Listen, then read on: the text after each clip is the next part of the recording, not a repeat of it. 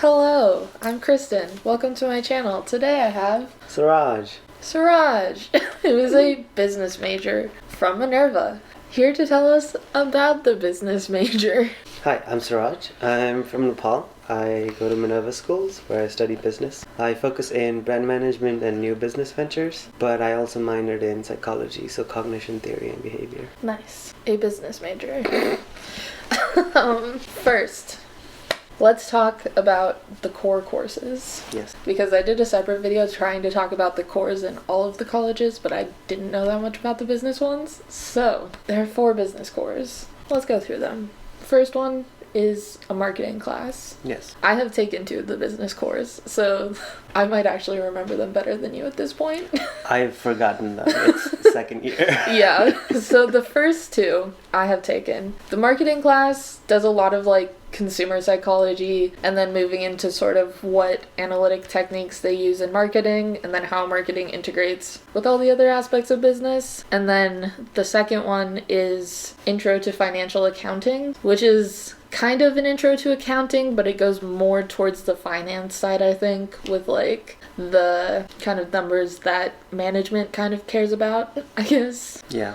Numbers, basically. DuPont analysis. Yeah, that.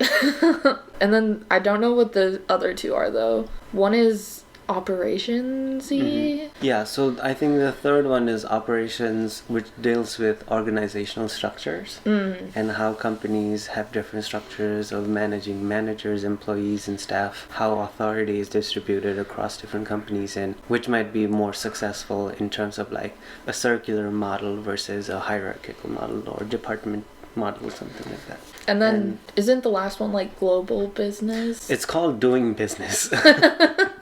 Very creatively named, but yes, it's related to local and global strategies. How do global companies customize their operations depending on different parts of the world? So Starbucks has a consistent brand across the world, but it's also customized to every city. So how do you manage it, and what kind of trade-offs would you have, things like that. So then for business concentration classes, did you just take 3 for your concentration, or did you take more than that? So I took 2 concentrations. I started out with brand management, where we do product development and needs identification. We do growth hacking, and then there's brand planning and brand innovation or something along those lines, which is related to how you develop a product, what kind of testing you do to come up with a product, brainstorm, prototyping, collecting data, market validation. Is that the first class? Yeah, that's B144. The product development. Yes, basically. Did you develop a product as your final project? So it could be a product or a service. I focused on a service because that time I was in Germany, and I identified a need of international students wanting to study in Germany but not having as much resources coming from Nepal. So that was my research, and that's what I did. And then the B154 growth hacking, it's related to some form of psychology, but it's mostly related to growth hacking, which is looking at social media insights, or how to grow followers, how to test hypotheses about what kind of content resonates with them. And then search engine optimization, which is what kind of keywords you should use, what is the long tail hypothesis, among other things. But the fun thing about that was you got to work on a real world project while studying it. Yeah, that was the full semester project one. Yeah. So you actually tried a growth hack? Yes. It was very much fun.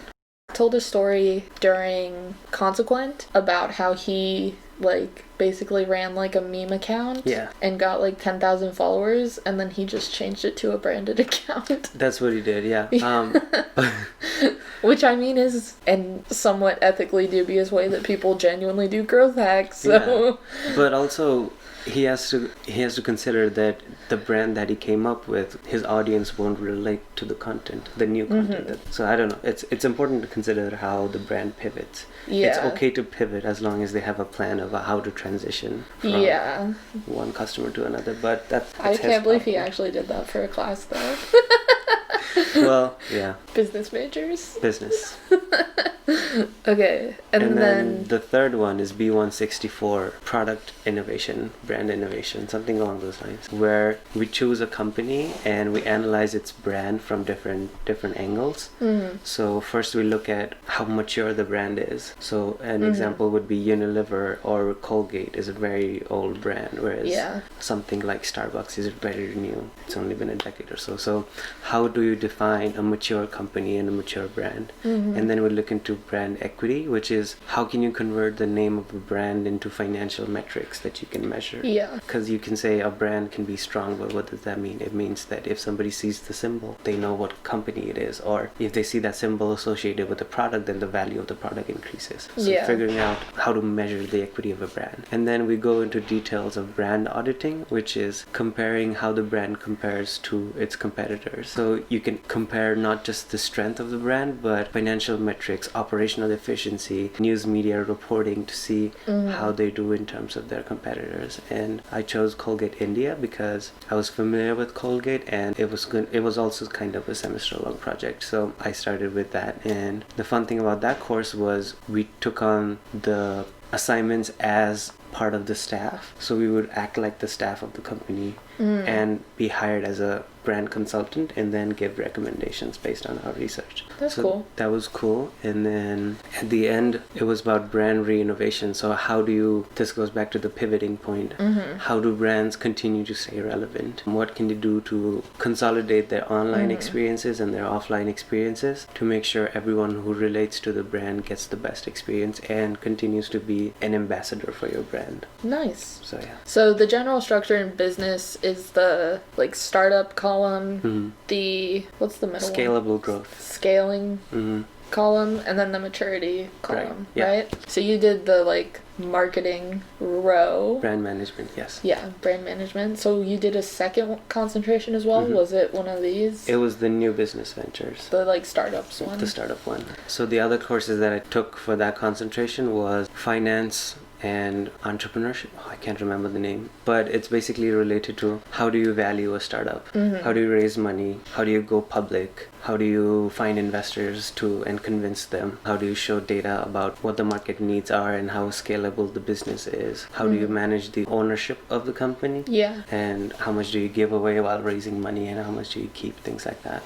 The third one, I can't remember the name, but it's related to operations. Oh, so the rows are finance, branding, and then operations? Branding, finance, and operations. So that was B156. 146. Yeah. In that we studied mostly about efficiency in operations. So when you manufacture a product, what kind of products makes for the most efficient type of assembly? In Subway, you can think of how the bread is structured, how the filling is structured, and how does it maximize the time it takes for you to make a Subway, things like that. And if you're assembling a car, what kind of car parts to use so that people won't get confused when they're putting it together, hence they reduce the time. Or when Amazon says it's a 2-day delivery, what does it mean operationally? The logistical side of having warehouses in different cities or being able to transport from one place to another. So we studied that, and then we studied operational efficiency in terms of time consumed in project management. So we learned how to use the Gantt chart and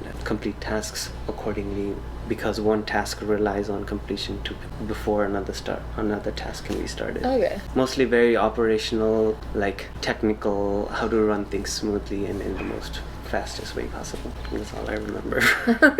I'm curious if you could tell me about your favorite or most interesting assignment you did in the business college. The most interesting assignment that ended up happening out of a coincidence was in Buenos Aires for the brand re-innovation, the final assignment that we had. I was working with a civic partner, Unilever Argentina, and I was working on their brand revitalization strategy of what they need to do online and offline to make sure people have a good experience. And they particularly wanted to know if there's a proper market for organic products in Argentina, Chile, and Uruguay, the southern cone of Latin America. America. So we looked into market research behind how organic needs have developed in the past, because the US and Europe has a very developed, saturated market for it. Yeah. But Latin America and other emerging economies like India and China, they're still growing. So how does that development actually look like in terms of private companies developing a product versus governments having regulations and all of that coming together with, I don't know, lobbyists and environmental groups protesting about it. So we looked at the trajectory of how that would develop, and we concluded that Unilever Argentina is at the point where they need to have a product ready, and as soon as these niche local producers of organic products start to scale it, then they can just come into the market and capitalize on those. Because right now it's very limited to major cities and niche rich customers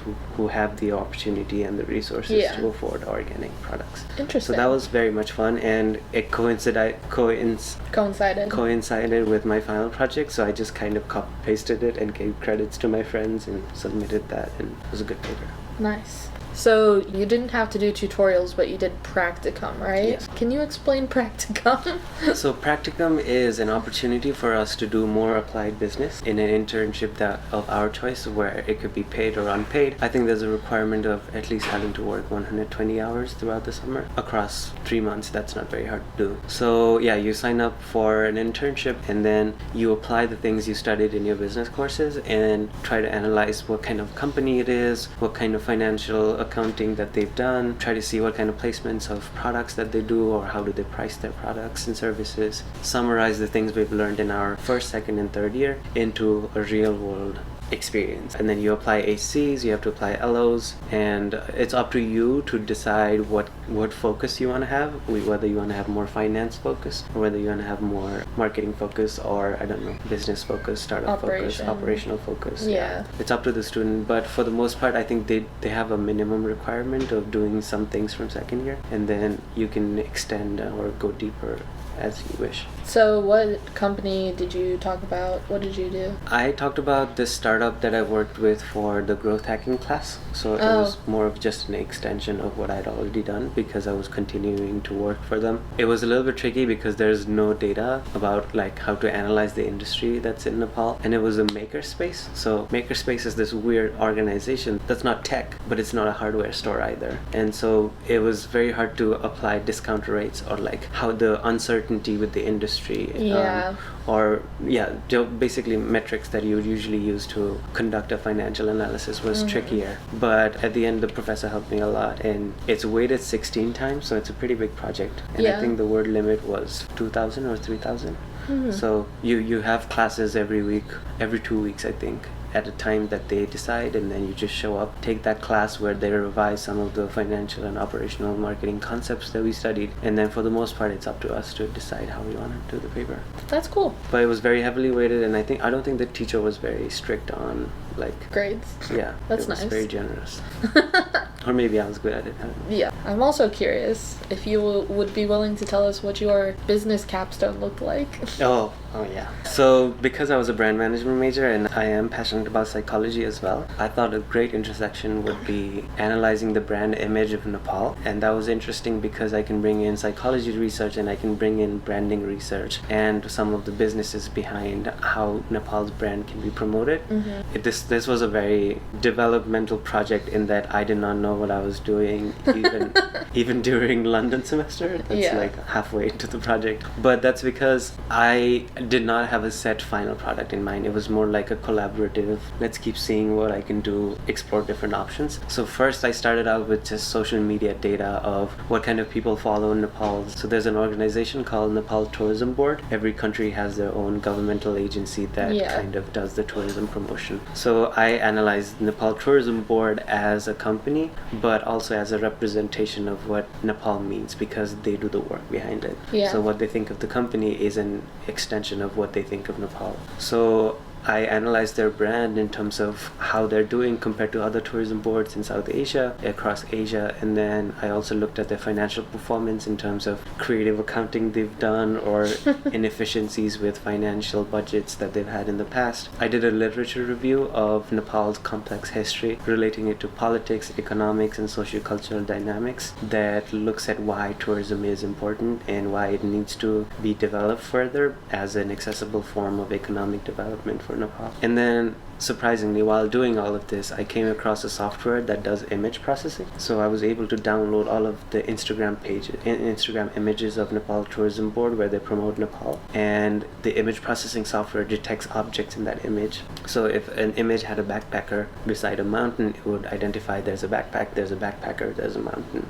So after having data or raw data of that, I can look into like what kind of things have been presented and what kind of things are not there and what kind of promotions they need to do more of. Not surprisingly, most of the data suggested that there were lots of people in the picture, which makes sense because we're promoting tourists and activities relating to people doing tourism activities like mountaineering, trekking, hotel stays, going into wildlife, stuff like that.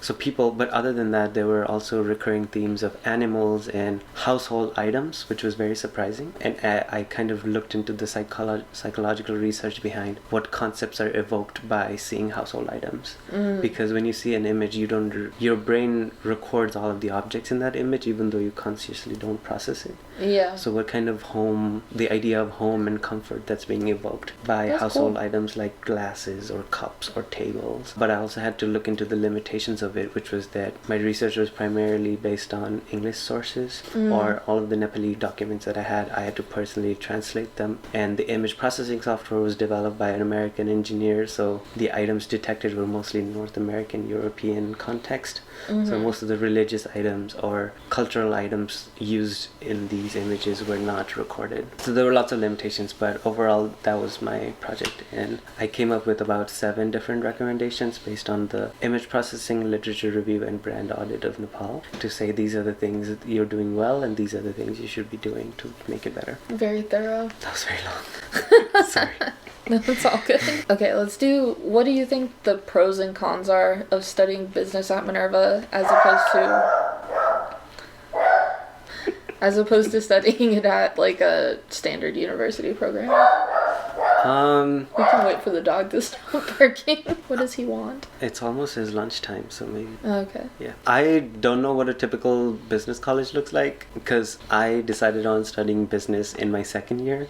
So I wouldn't have any idea about what a typical business college would be. I was still figuring out what I wanted to do. But I would say the benefits, I think, strongly aligns with having real world experience. Yeah. Is every civic project that you do, you can find ways to apply what you've learned, especially through location-based assignments or civic projects across every city. That is specific to Minerva, but generally business is not a skill by itself. It's an amalgamation of other skills that you can study and learn. And especially in our first year, learning how to interact effectively, that was a crucial part of doing business. Is you have to understand there's so many people involved that need to come together to create value. There's so many things that can go wrong. So yeah, it gives you a abstract perspective of how things run, which I think I appreciate that a lot. But other than that, there's some pitfalls it can get very bullshit in that you can always bring up case studies why this might be true or this might not be true. Lots of it depends. Yeah, lots of it depends. Lots of making claims without knowing what's going behind the company, because most of it is private companies. So like we can say Coke is bad because they made an ad about it that's bad, but we don't know what kind of bad things are happening inside of the company that makes them bad. Or like there's a lot of things where you can make easy claims without needing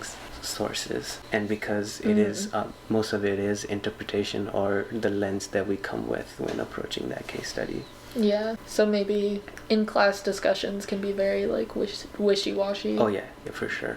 But it's also, that's why the projects are really helpful, is that you can't bullshit in your real world thing. Yeah. And if you're being graded on something if you don't have the results to show for it, then you'll be graded on it. So it sounds like the assignments are a strength. The assignments are a strength, and also it depends on the professor and their level of comfort with teaching that class. Some professors have to teach core classes even though their specialization is in other courses. So some concentrations tend to be better than core classes because that's not what the professor specialized in but had to teach anyways. Other than that, I think grades wise it also depends on the professor. Some teachers are more generous than others. So yeah, generally I would say business is fun to attend. Readings are very easy. Usually readings are very easy. They don't take very long to read. You can skim them, but that also encourages behavior of people not being prepared in class. So even if you put your 100%, some people might just show up without reading it, and they make claims and you're like, you can tell they've not done the readings. So it also depends on the professor's ability to facilitate discussions where they call out people when they're clearly saying wrong things. Yeah, but overall I think I really enjoyed it, and it also gave me more structure or idea about what I wanted to do, which was external people facing jobs, and that culminated into marketing and advertising, social media for me. So my final thing was related to that. What's like the main takeaways from studying business? Like, what are the things you're really going to hold on to that you think were really valuable? Not bullshitting. That's a big one. But know also, your stuff. Yeah, know your stuff and be able to show your evidence for it. But also understanding the complexity of being a founder and running a business. I think that was very valuable because I got to see the product development side of how things are run, the financial side of how do you raise money, and the operational side of how do you become the most efficient organization. So my concentrations particularly were really helpful in thinking about, if I wanted to be a founder, what kind of things I should be on the lookout for. And taking diligent notes is so good because now I can just go back to it and review all of that and be prepared, especially because in the long term I want to establish an organization that looks like a non-profit, relating it to education and illiteracy in Nepal. So that's my long-term goal, but this gave me a very strong idea about how to pursue it, and hopefully that will be helpful in the future. Sounds dope. Would you recommend studying business at Minerva? Sounds like you would.